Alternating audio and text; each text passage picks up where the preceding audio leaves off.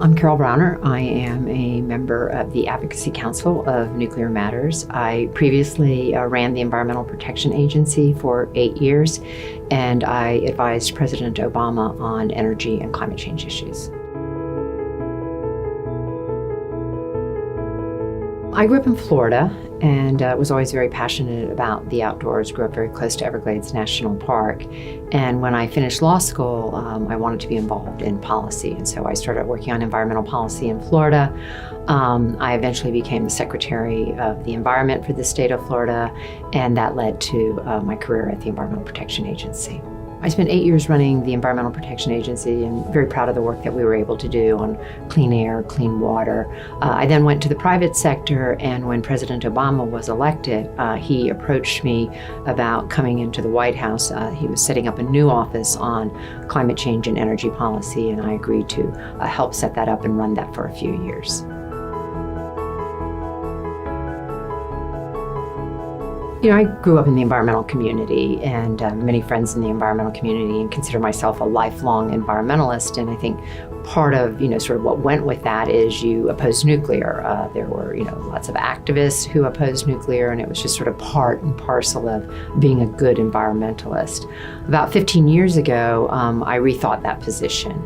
I was writing a paper with some other people on climate change, and I realized it really wasn't appropriate to have my view of nuclear and my concern about climate change. I think climate change is the biggest crisis we've ever faced in the world, and to take nuclear off the table was to take a carbon-free source of energy off the table. And so I publicly changed my position and came out in support of the existing nuclear fleet.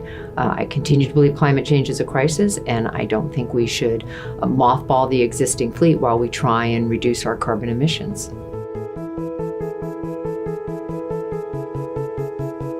We've dealt with a lot of pressing environmental issues in this country. I think there are folks who can remember when our city skies were so polluted you literally couldn't see from one building to another. The Cuyahoga River caught on fire because of pollution.